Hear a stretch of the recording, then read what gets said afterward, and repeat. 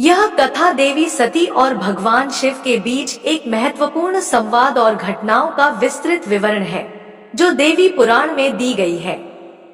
इस कथा को लंबी कहानी के रूप में इस प्रकार प्रस्तुत किया जा सकता है। किसी समय की बात है, देवताओं के बीच त्रिलोक के महानतम देवता भगवान शिव अपनी शांति और ध्यान में मग्न रहते थे। शिव की पत्नी सती, जो कि दक्ष प्रजापति की पुत्री थी, अत्यधिक प्रेम और श्रद्धा से अपने पति शिव के साथ जीवन बिता रही थी। एक दिन खबर आई कि उनके पिता दक्ष प्रजापति एक भव्य यज्ञ का आयोजन कर रहे हैं। हालांकि इस यज्ञ में उन्होंने अपनी बेटी सती और उनके पति शिव को बुलाना तक मुनासिब नहीं समझा। सती अपने पिता के यज्ञ का समाचार सुनकर घर में शांति से नहीं रह सकी। वह जानती थी कि उनके पिता का यज्ञ विशेष महत्व रखता है और वह इसे छोड़कर कैसे बैठ सकती थी। इसलिए बिना किसी निमंत्रण के ही वह महादेव से कहने लगी, महादेव, मैं अपने पिता के यज्ञ में जाऊंगी। यह अवसर मुझे नहीं छोड़ना चाहिए। लेकिन भगवान शिव ने सती को सावधान किया और कहा, किसी भी शुभ कार्य में बिना बुलाए जाना और विशेष रूप से मृत्यु के समान है। तुम्हारे पिता का यह यज्ञ सिर्फ तुम्हारा और मेरे अपमान के लिए हो रहा है। मैं तुम्हें सलाह देता हूँ कि तुम वहां न जाओ। परंतु सती ने अपने मन की ठानी थी। वह बोली, महादेव, आप चाहे तो जाएं या नहीं जाएं, लेकिन मैं अपने पिता के घर जरूर जाऊंगी। यह मेरे लिए सम्मान की बात है और मैं इसे कैसे छोड़ सकती हूँ।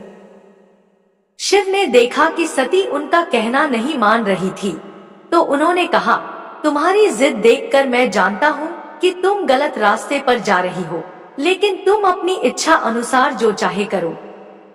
इस पर सती ने सोचा, महादेव ने पहले मुझे प्राप्त करने के लिए कितने कठिन तप किए थे और अब वह मुझे रोक रहे हैं। अब मैं उन्हें अपनी शक्ति दिखाऊंगी। इस विचार से सती ने अपने क्रोध को अपने रूप में बदलते हुए भयंकर रूप धारण किया। सती का रूप अब रौद्र था। उनके चेहरे पर उग्र क्रोध था और उनके नेत्र कालाग्नि के समान जल रहे थे।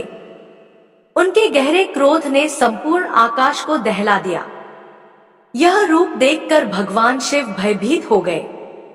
उनका दिल डूबने लगा और वह डर के मारे इधर उधर भागने लगे। जब भगवान शिव भागने लगे, तब सती ने उन्हें पुकारते हुए कहा, डरो मत, डरो मत। लेकिन भगवान शिव को यह शब्द सुनकर भी वह डर से कांपते हुए भागते गए। जैसे ही वे एक दिशा में भागते, सती के 10 रूप हर दिशा में प्रकट हो गए। अब भगवान शिव को किसी भी दिशा में भागने का कोई रास्ता नहीं मिल रहा था, क्योंकि हर दिशा में सती के रूप उन्हें डरा रहे थे। भगवान शिव, जिनकी शांति में भी संसार की शक्ति थी, अब इन भयंकर रूपों से घबराए हुए थे। उन्होंने अपनी आंखें बंद कर ली ताकि वह इन रूपों को न देख सके। लेकिन जब उन्होंने आंखें खोली तो उन्होंने देखा कि उनके सामने देवी काली खड़ी है। भगवान शिव ने काली से पूछा, आप कौन हैं और मेरी प्राणप्रिय सती कहाँ है? देवी काली ने मुस्कुराते हुए उत्तर दिया, क्या आप मुझे नहीं पहचान रहे हैं? मैं सती ही हूँ। ये सभी रूप काली, तारा, लोकेश्वरी, कमला, भुवनेश्वरी, छिन्नमस्ता, षोडशी, त्रिपुर सुंदरी, बगलामुखी, धूमावती और मातंगी, ये मेरे ही रूप हैं। शिव ने ध्यान से काली के रूप को देखा और फिर कहा, अब मैं समझ गया। आप ही पूरी प्रकृति हैं, आप ही संपूर्ण साकार हैं। जो मैंने अज्ञानवश कहा, उसके लिए मैं क्षमा चाहता हूँ। सती के क्रोध का शमन हुआ और वह शांति से बोली, यदि मेरे पिता के यज्ञ में आपका अपमान हुआ है तो मैं उसे पूरा नहीं होने दूंगी।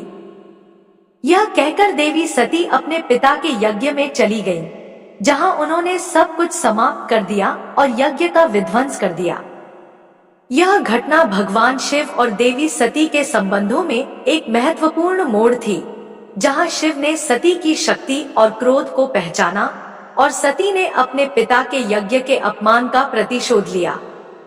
इस प्रकार यह कथा भगवान शिव और देवी सती के एक बहुत ही गहरे और शक्तिशाली संवाद को उजागर करती है, जो न केवल उनके रिश्ते को बल्कि ब्रह्मांड के महान शक्तियों के संतुलन को भी दर्शाती है।